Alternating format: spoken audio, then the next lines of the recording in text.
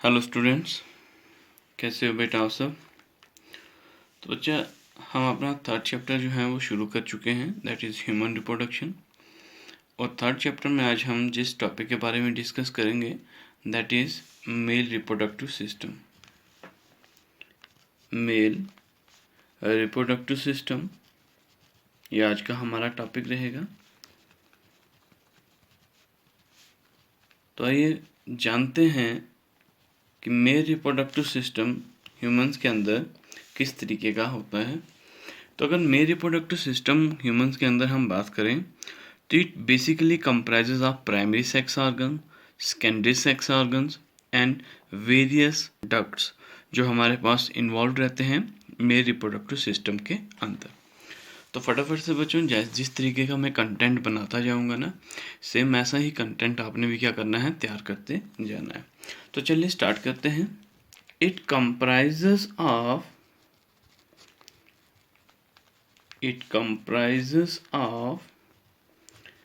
Primary sex organs. जो male reproductive system है उसमें हमारे पास क्या क्या चीज़ें इंक्लूडेड रहेंगी। प्राइमरी सेक्स ऑर्गन जो मोस्टली हमारे पास क्या होगा, पेयर ऑफ टेस्टिस हमारे पास रहेंगे। टेस्टिस का क्या फंक्शन होता है बच्चों, ये गैमेट्स एंड हार्मोन्स को प्रोड्यूस करने के लिए रेस्पॉन्सिबल रहेंगे। सेकेंडरी थिंग जो हमारे पास मेल रिप्रोडक्टिव सिस्टम के अंदर कंप्राइजेज रहेगी, उसमें हमारे पास सेकेंडरी सेक्स ऑर्गन्स आते हैं। सेकेंडरी सेक्स ऑर्गन्स हमारे पास रहेंगे जिनमें हमारे पास डिफरेंट क्या रहेंगे, जो ग्लैंड्स हमारे पास प्रेजेंट होंगे, जैसे epididymis, seminal vesicle, prostate gland, copper gland. तो साथ साथ में लिखता जाता हूँ कि सेकेंडरी सेक्स ऑर्गन में क्या क्या चीज़ें इंक्लूडेड रहती हैं। It includes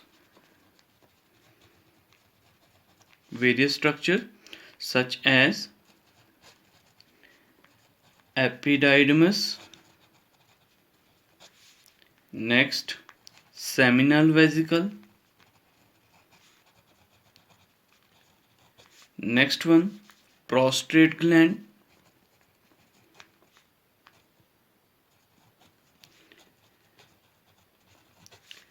next one corpus gland। Corpus gland भी हमारे पास क्या रहेगा बच्चों, पेयर में रहेगा। तो सेकेंडरी सेक्स ऑर्गन के साथ ये डिफरेंट स्ट्रक्चर हमारे पास एसोसिएटेड रहते हैं, जिनमें epididymis, seminal vesicle, prostate glands and copper gland जो होते हैं शामिल रहते हैं। After that primary sex organ और सेकेंडरी सेक्स ऑर्गन के बाद कुछ डक्ट्स भी हमारे पास इन्वॉल्व रहते हैं मेल रिप्रोडक्टिव सिस्टम के अंदर। तो डक्ट्स हमारे पास थर्ड जो हमारे पास रहेंगे male reproductive system comprises of ducts. वो डक्ट्स मोस्टली हमारे पास क्या रहेंगे, vas deferens and urinogenital duct हमारे पास रहेगा। यूरिनोजेनाइटल डक्ट ये एक इम्पॉर्टेंट डक्ट है। यूरिनोजेनाइटल इसलिए कह रहे हैं क्योंकि कॉमन पैसेज हमारे पास रहती है यूरिन और जो गैमिट है उसकी पैसेज के लिए। तो वो डक्ट जो दोनों की पैसेज को अलो करता है वो डक्ट हमारे पास यूरिनोजेनाइटल डक्ट आता है। साथ ही हमारे पास आफ्टर डक्ट एक एक्स्ट्रा स्ट्रक्चर हमारे पास that is called as external genitalia, that is basically penis. ये भी हमारे पास इंक्लूडेड रहता है मेल रिप्रोडक्टिव सिस्टम के अंदर। तो इस तरीके का जो मेल रिप्रोडक्टिव सिस्टम है उसमें ये सारी चीज़ें जो हैं वो देखने को मिलती हैं। प्राइमरी सेक्स ऑर्गन जिसमें मोस्टली टेस्टिस रहते हैं जो पेयर में होते हैं और जिनका फंक्शन हमारे पास गैमेट्स और हार्मोन्स को प्रोड्यूस करने का रहता है। सेकेंडरी सेक्स ऑर्गन में epididymis, seminal vesicle, prostate gland, corpus gland हमारे पास रहते हैं। And after that duct and external genitalia that is penis वो हमारे पास प्रेजेंट रहते हैं। तो ये तो था कि मेल रिप्रोडक्टिव सिस्टम किन किन चीज़ों से हमारे पास क्या क्या चीज़ें उसमें इंक्लूडेड रहती हैं। अब हम डिटेल में हर एक चीज़ को समझेंगे और हर एक चीज़ को अच्छे से एक्सप्लेन भी करेंगे डायग्रामेटिकली, ताकि हर एक चीज़ जो है वो आपको क्लियर हो जाए। तो सबसे पहले जिस कंटेंट को मैं शुरू करने वाला हूँ, इसमें हम टेस्टिस का स्ट्रक्चर देखेंगे कि टेस्टिस जो है वो बेसिकली किस तरीके का स्ट्रक्चर जो है वो देखने को मिलता है। तो बच्चों हम स्टार्ट करते हैं अपना मेल रिप्रोडक्टिव सिस्टम के अंदर टेस्टिस के स्ट्रक्चर से। तो जिस तरीके से डायग्रामेटिकली मैं समझाऊंगा, आपने भी सेम वैसे ही कंटेंट जो है वो नोट डाउन करना है। बेसिकली टेस्टिस जो होते हैं ये स्मॉल ओवल स्ट्रक्चर होते हैं। Testis these are small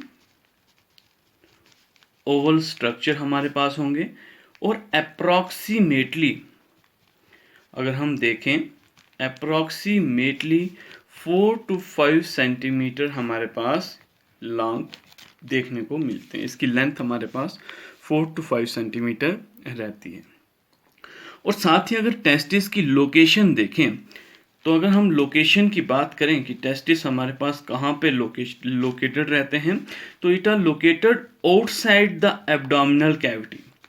outside the abdominal cavity में हमारे पास टेस्टिस जो होंगे वो लोकेट करेंगे। एब्डोमिनल कैविटी आउटसाइड जो रहेगी उसे हम एक्स्ट्रा एब्डोमिनल कैविटी भी कहते हैं। क्या कहते हैं? एक्स्ट्रा एब्डोमिनल कैविटी भी बच्चों हम उसे कहेंगे। अब क्या रीज़न रहता है कि टेस्टिस जो है हमारे पास एब्डोमिनल कैविटी के बाहर हमारे पास लाई करते हैं। इसका मोस्ट इम्पॉर्टेंट फंक्शन हमारे पास ये रहता है कि जो टेस्टिस हैं उसका बेसिक फंक्शन होता है गैमेट्स को प्रोड्यूस करना। And the for the formation of gametes that is spermatogenesis it required 2 degree Celsius temperature जो होगा that is less required that as compare to the body temperature. जो body का temperature है उसके कंपैरिजन में 2 degree temperature उसको कम चाहिए होता है गैमेट्स फॉर्मेशन के लिए। That is the reason why testis are located outside the abdominal cavity. चलिए बच्चों फटाफट से स्ट्रक्चर देख लेते हैं किस तरीके से हमारे पास टेस्टिस का स्ट्रक्चर रहता है। तो टेस्टिस बेसिकली हमारे पास क्या होते हैं? पेयर में हमारे पास प्रेजेंट होते हैं और पेयर में हमारे पास क्या रहेंगे? एक वजाइनल सिलोमिक कैविटी के अंदर हमारे पास ये प्रेजेंट रहते हैं। या हम कह सकते हैं कि टेस्टिस जो हैं वो एक बैग लाइक स्ट्रक्चर, पोच लाइक स्ट्रक्चर स्क्रोटम के अंदर प्रेजेंट होते हैं। एक्स्ट्रा एब्डोमिनल कैविटी, और वो एक्स्ट्रा एब्डोमिनल कैविटी कहाँ पे लाई करेगी? स्क्रोटम के अंदर हमारे पास टेस्टिस जो होंगे वो लाई करेंगे। स्क्रोटम जो रहेगा बैग लाइक स्ट्रक्चर। तो देखिए किस तरह से हमारे पास स्ट्रक्चर जो है टेस्टिस का रहता है। इस तरीके से हमारे पास मैं स्ट्रक्चर जो है वो ड्रा कर रहा हूँ, आप भी इस तरीके से ड्रा कीजिएगा। देखिए ये एक बैग लाइक स्ट्रक्चर है, आउटर जो आपको दिख रहा है इसे हम क्या कहते हैं? स्क्रोटम कहेंगे। This one is basically called as scrotum. जो एक पोच होगा जिसके अंदर यहाँ पे इस रीजन में हमारे पास जो टेस्टिस होंगे वो पेयर में क्या करेंगे? लाई करेंगे। ठीक है बच्चों, इसके साथ ही ये जो स्क्रोटम है, ये जो 2 टेस्टिस हमारे पास इस स्क्रोटम के अंदर लाई करेंगे, ये सेपरेट रहते हैं एक दूसरे से। इसको कौन सेपरेट करता है? ये एक इनर लाइनिंग हमारे पास रहेगी जो उसको सेपरेट करेगी, जिसे हम क्या कहेंगे? स्क्रोटल सेप्टम कहेंगे। स्क्रोटल सेप्टम ये हमारे पास मेम्ब्रेन होगी जो दोनों टेस्टिस को क्या करेगी? सेपरेट करेगी। और हम देखें ना, नॉर्मली हमारे पास एक टेस्टिस जो रहता है ना बच्चों वो थोड़ा सा लोअर रहेगा और दूसरा टेस्टिस जो होगा थोड़ा सा उसकी पोजीशन अपवर्ड रहेगी। एक नीचे रहेगा और थोड़ा सा दूसरा वाला जो होगा वो अपर लाई करेगा। रीज़न क्या होता है इसका कि जब कभी भी एक्सटर्नली कोई प्रेशर अप्लाई हो तो टेस्टिस जो है वो स्क्वीज ना हो पाए। ठीक है, दैट्स वाई इसकी जो पोजीशन होती है one testis is upper side and other one is smaller lower than the other one. ठीक है, तो इस तरीके से हमारे पास ये टेस्टिस जो होता है वो लाई करता है। अब साथ ही बच्चों ये हमारे पास क्या कहते हैं कि ये जो टेस्टिस इस स्क्रोटम के अंदर लाई कर रहे हैं, इसके बाहर हमारे पास क्या रहती हैं? टेस्टिस के बाहर से बहुत सारी thick layer outside the testis present रहती हैं, जिसे हम ट्यूनिका एल्बुजिनिया कहते हैं। तो एक थिक लेयर का स्ट्रक्चर मैं ड्रा कर लेता हूँ। इस तरीके का एक आउटर लेयरिंग हमारे पास रहेगी इस टेस्टिस के बाहर से, जिसे हम ट्यूनिका एल्बुजिनिया कहेंगे। एक आउटर लेयरिंग हमारे पास रहेगी, इसे ट्यूनिका एल्बुजिना हम कहेंगे। और साथ ही हमारे पास क्या होता है, ट्यूनिका वेजिनाइला भी एक और आउटर लेयर इस ट्यूनिका एल्बुजिना के बाहर हमारे पास प्रेजेंट होती है, that is called as tunica vaginalis. अब बेसिकली हमारे पास क्या होगा कि ये जो हमारे पास टेस्टिस जो लाई कर रहे हैं स्क्रोटम के अंदर, ये हमारे पास फिक्स कैसे हो रहे हैं, इस कैविटी के अंदर ये टेस्टिस जो है किस तरीके से फिक्सिंग इसकी की जाती है। नॉर्मली अगर हम देखें तो जो टेस्टिस है ना, ये एम्ब्रियोनल स्टेज में ही हमारे पास डेवलप हो जाते हैं, लेकिन लेटर ऑन ये क्या करेंगे, डिसेंड आउट हो जाएंगे बॉडी से, that mean extra abdominal cavity ये ऑक्यूपाई कर लेंगे। और हमारे पास जो टेम्परेचर हमारे पास रहेगा टेस्टिस का एक्स्ट्रा एब्डोमिनल कैविटी के अंदर, that is maintained by a muscle that is called the dartos muscle. जो स्क्रोटम के अंदर ये स्केलेटल मसल हमारे पास एक रहेगा, जिसे मैं डेटोस मसल का नाम दे रहा हूं, जो टेम्परेचर ऑफ स्क्रोटम को मेंटेन करने के लिए रिस्पॉन्सिबल रहेगा। अब देखिए हमारे पास क्या रहता है बच्चों, एक इस तरीके से ये टेस्टिस जो होगा ना, ये इस स्क्रोटम में किस तरीके से फिक्स होगा, हमारे पास क्या रहेंगे इस तरीके से, यहाँ पे गोबरनैकुलम हम इसे कहते हैं, इस वाले पार्ट को, ये हमारे पास थिक मसल्स हमारे पास होते हैं जिन्हें हम क्या कहते हैं, ग्यूबरनैकुलम।